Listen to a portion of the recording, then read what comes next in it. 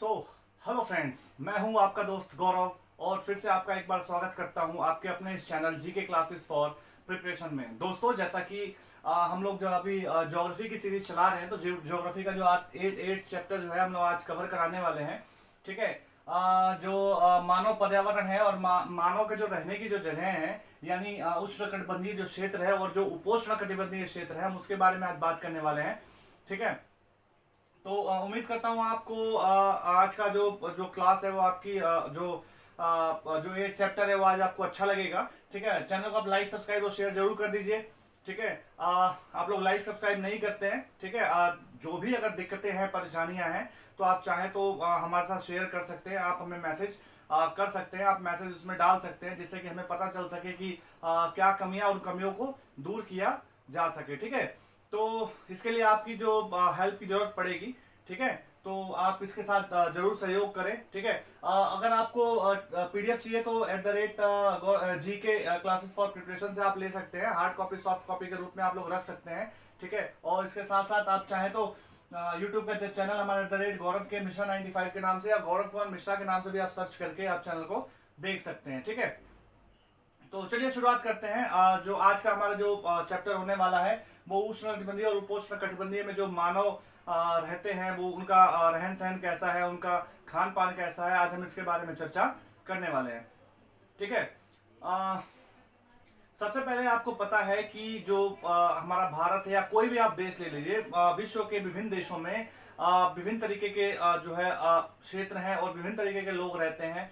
कहीं पे बर्फ देखने को मिलेगी, कहीं रेगिस्तान देखने को मिलता है, कहीं जंगल देखने को मिलता है, तो कहीं हमें जो आप देखते हो कि गर्म जलवायु देखने को मिलती है, कहीं ठंडी जलवायु देखने को मिलती है। उसी के अकॉर्डिंग जो है कपड़े वगैरह भी जैसे लोग पहनते हैं। ठीक है। उनका भोजन ऐसा होता है, उनकी मूलभूत जो आवश्यकताएं होती हैं वो वैसी होती हैं। ठीक है। और जो सबसे पहले हम बात करने वाले हैं वो अमेजन बेसिन में जो जीवन है उसके बारे में बात करने वाले हैं। अमेजन बेसिन में जीवन, आपको पता है और हमने पहले भी चर्चा की हुई है, ये दक्षिण अफ्रीकी जो आप देखोगे जो अमेजोन है वो दक्षिण अमेरिका में पड़ता है। ठीक है। यह उष्णकटिबंधीय प्रदेश कर्क रेखा के मध्य में स्थित है। भूमध्य रेखा के 10 डिग्री उत्तर से 10 डिग्री दक्षिण के मध्य के भाग को भूमध्य रेखीय प्रदेश कहते हैं। आपको पता है, इसके बारे में चर्चा कर चुके हैं हम। ठीक है। तो अमेजन जो नदी है, उसी नदी से जो ये रेखा है, उसी नदी से होकर कर्क रेखा जो है बहती है। ठीक है। आपको पता है कि अमेजोन कितनी बड़ी नदी है। ये काफी आप कह सकते हो कि जो आप कह सकते हो कि काफी काफी बहाव लेकर, काफी मतलब चौड़ाई लेकर ये बहती है। जिस स्थान पर नदी किसी अन्य जलराशि से मिलती है तो उसे हम नदी का मुहाना कहते हैं। जैसे मान लीजिए कि नदी बह रही है और नदी बहते बहते जहां उसका एंड होता है, जहां खत्म होता है, तो वहां पे जाके वो क्या होता है, वो समुद्र से मिल जाती है, यानी वो नदी समुद्र में। ऐसा अगर हम आगे हम बात करेंगे ब्रह्मपुत्र और गंगा नदियों के बारे में। ठीक है। और इनकी कई सहायक नदियां होती हैं। सहायक नदियों का मतलब होता है कि छोटी छोटी नदियां होती हैं जो आमतौर पर बरसात के मौसम में ही भरती हैं। और कुछ नदियां जो सहायक जो नदियां होती हैं उनमें पानी तो बहता है, लेकिन वो पानी वो खुद का नहीं होता है। वो जैसे नदी नालों का पानी, इस तरीके का पानी होता है और लास्ट में जाके जो है इसमें नदी में मिल जाती है। ठीक है। इस तरीके से हमें नदियां देखने को मिलती हैं। बहुत ही कम ऐसी नदियां हैं जो सहायक नदियां हैं जिनका खुद का पानी है, या बहुत दूर से जो पानी वो कैरी करके लाती हैं और उसमें जाके मिलती हैं। तो ये नदी बेसिन जो है ब्राजील के भागों में, आपको पता है कि जो अमेजोन के बारे में पहले भी, अमेजोन के जंगलों के बारे में बहुत पहले भी बात कर चुके हैं। तो ये नदी बेसिन जो है ब्राजील के भागों में, जैसे कि पेरू के कुछ भागों में, बोलीविया के कुछ भागों में, इक्वाडोर के कुछ भागों में, कोलंबिया आप देखेंगे, और वेनेजुएला के छोटे भागों से प्रवाहित होती है। ठीक है। आप इसके अलावा विश्व कह सकते हो कि विश्व का सबसे बड़ा जो है नदी बेसिन ये माना जाता है भी। ठीक है। तो माना जाना भी इसका जो है बहुत एक अच्छा रीजन हो सकता है, कि क्योंकि काफी बड़ी जो अमेजोन जो नदी है वो काफी बड़ी नदी मानी जाती है। ठीक है। हम यहाँ की जलवायु की बात करते हैं कि जलवायु कैसी है यहाँ की। आपको पता है कि जो यहाँ के जंगल है वो काफी घने जंगल है, ठीक है। तो अमेजन बेसिन भूमध्य रेखा के देखते हैं कि आसपास फैला है और पूरे पूरे वर्ष यहाँ गर्म एवं नम जलवायु रहती है। दिन और रात दोनों समय मौसम जो है आर्द्र और गर्म रहता है। आपको पता है कि जो जंगल होने के कारण यहाँ बरसात बहुत ज्यादा होती है, ठीक है। जैसे कि हमें बरसात के मौसम में देखने को मिलता है, अभी जैसे बारिश का मौसम चल रहा है, तो इस समय जो शरीर का जो चिपचिपाहट हो जाती है शरीर में, और प्रति वर्ष हम देखते हैं कि जो प्रतिदिन है काफी वर्षा होती है, ठीक है। तो बिना पूर्व चेतावनी के भी वर्षा होती है, अचानक वर्षा होने शुरू हो जाती है, ठीक है। दिन का जो तापमान है वो यहाँ पे जो है उच्च रहता है और आर्द्र अधिक होता है, और रात के समय में जो तापमान है वो कम हो जाता है, ठीक है। तो रात में भी वैसे आर्द्रता यहाँ पे बनी रहती है, ठीक है। अब हम बात करते हैं यहाँ के वर्षावन के बारे में।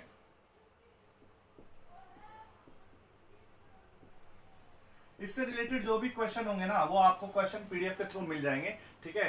तो आप जो है टेलीग्राम चैनल को जो है सब्सक्राइब कर सकते हैं। आप चाहेंगे अगर कमेंट करेंगे, मैं नंबर भी दे दूंगा, जो नंबर जिस नंबर से टेलीग्राम चल रहा है वो नंबर आप चाहें तो उसको सेव कर सकते हैं और वहां से आप जाके इसको चैनल को ज्वाइन कर सकते हैं, ठीक है। जो टेलीग्राम है उसको आप ज्वाइन कर सकते हैं।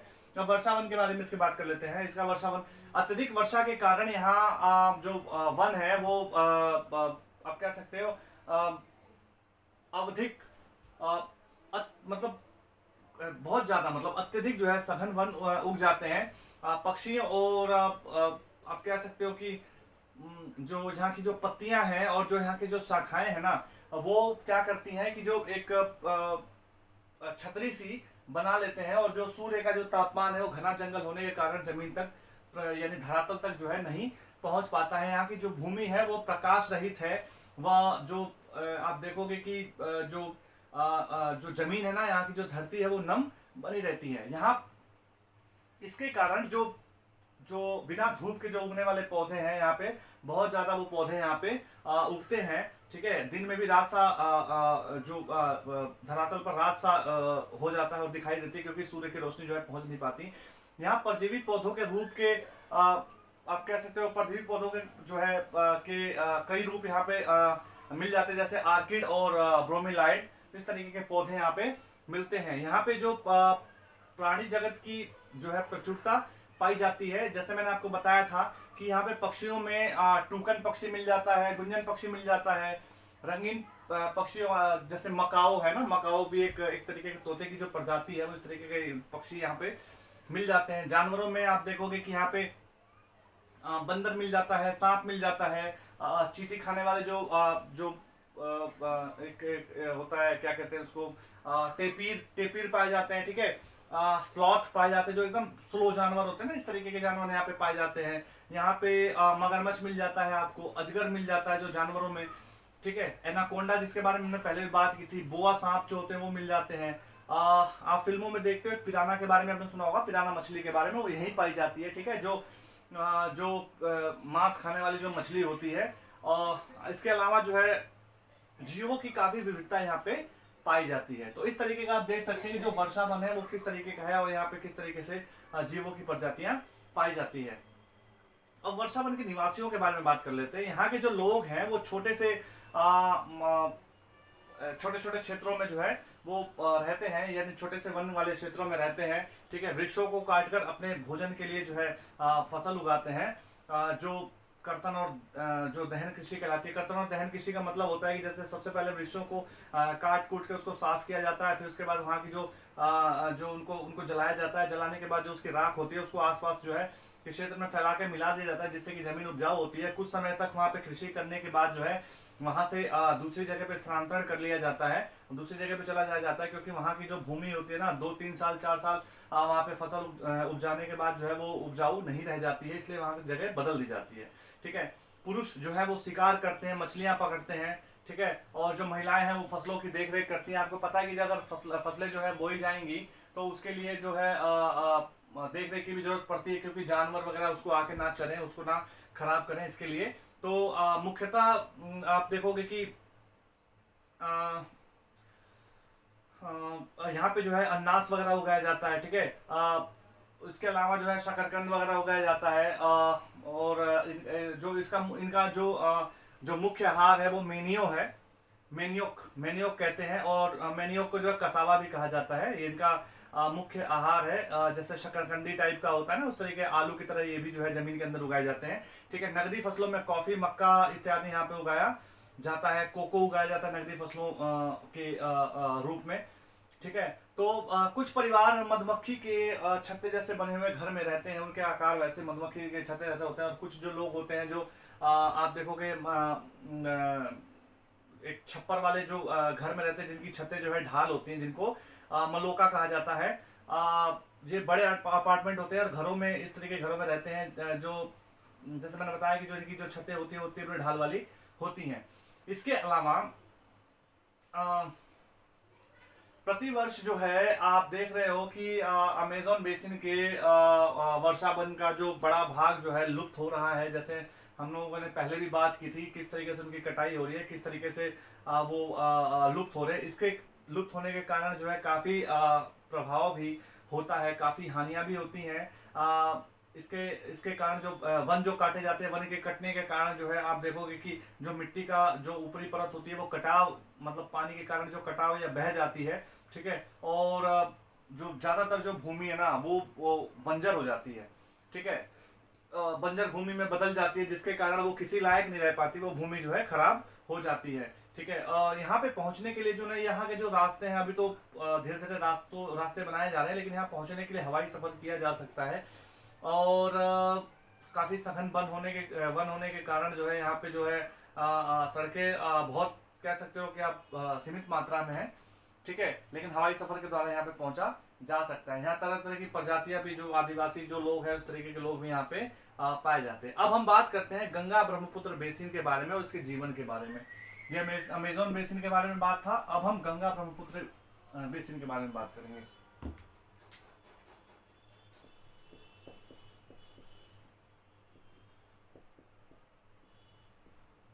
गंगा ब्रह्मपुत्र बेसिन, जैसा आप जानते हैं कि जो गंगा है वो भारत की सबसे लंबी नदी है, सबसे बड़ी नदी है। और ये ज्यादातर पहाड़ों से निकलने के बाद ये जो नदी है ज्यादातर जो है मैदानी भागों में बहती है। ठीक है, और आप देखते हो कि इसके आसपास के जो गंगा के जो आप देखोगे जहां से बहती है उसके आसपास के क्षेत्र काफी कह सकते हो भीड़ भाड़ वाले जो इलाके हैं, काफी बड़े बड़े शहर इसके किनारे स्थित हैं। ठीक है, तो गंगा और ब्रह्मपुत्र की जो सहायक नदी है वो मिलकर भारतीय उपमहाद्वीप में गंगा ब्रह्मपुत्र बेसिन का निर्माण करती हैं।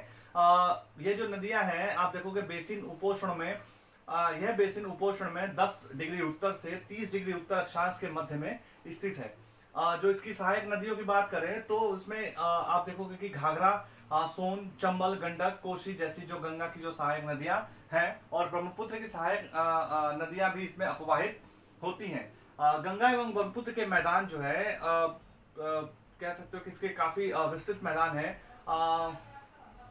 पर्वत और जो हिमालय के जो गिरिपाद तथा सुंदरवन डेल्टा इस बेसिन की मुख्य विशेषताएं हैं। ठीक है, मैदानी जो भाग है, मैदानी भागों में काफी जो है चाप जिले में देखने को मिल जाती हैं। यहाँ की जो जलवायु मुख्यतः मानसूनी जो है जलवायु है। आप कह सकते हो कि मध्य जून से लेकर मध्य सितंबर तक जो है यहाँ पे जो है वर्षा होती है ज्यादा। ठीक है, और ग्रीष्म में जो गर्मी और शीत में जो है ठंड पड़ती है।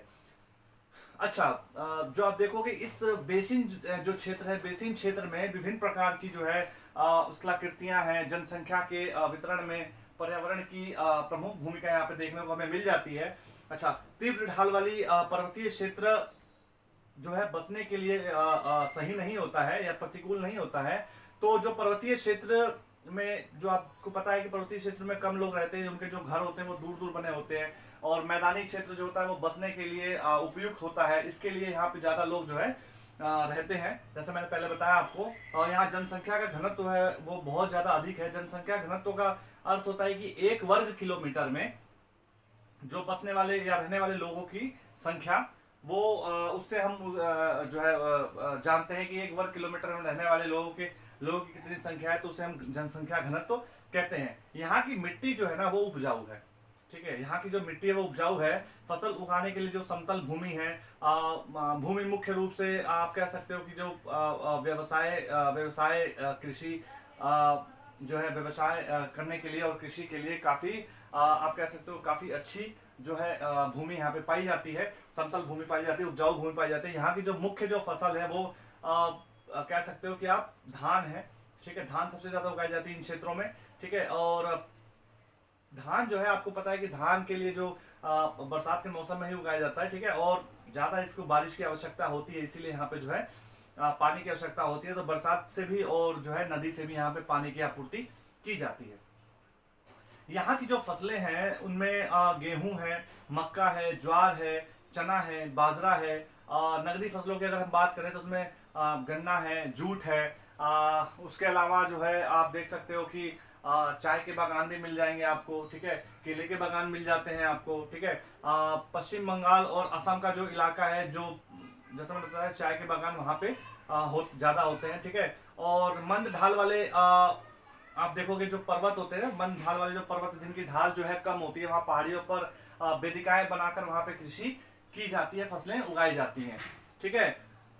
यहाँ के जो आप कह सकते हो जो मैदानों में आप पेड़ पौधों की अगर बात करें तो मैदानों में जो है ना सागवान, साख और पीपल के साथ उष्णकटिबंधीय पर्णपाती पेड़ भी पाए जाते हैं, काफी है। जैसे कि शीशम हो गया, नीम हो गया, पीपल हो गया, इस तरीके के जो पेड़ यहाँ पे पाए जाते हैं, आम हो गया, इस तरीके के पेड़ यहाँ पे काफी मात्रा में जो है पाए जाते हैं, ठीक है। तो ब्रह्मपुत्र मैदानी क्षेत्रों की अगर बात करें तो यहाँ पे घने जो है बांस के झुरमुट मिलते हैं।